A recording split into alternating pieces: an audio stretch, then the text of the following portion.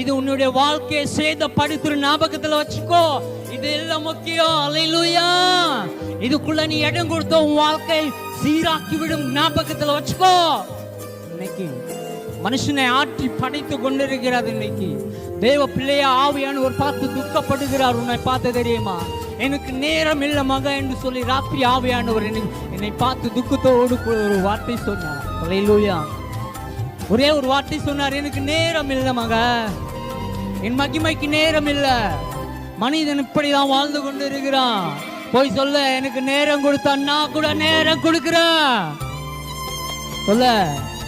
ஆவியானவர் துக்கப்படுகிறாரம்மா.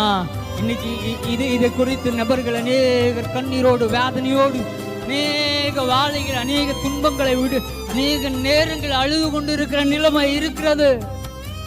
இவ பிள்ளையே, இன்னைக்கு ஆண்டவர் உன்னை பார்த்து சொல்லுகிறார் என்ன தெரியுமா? உன் நேரத்தை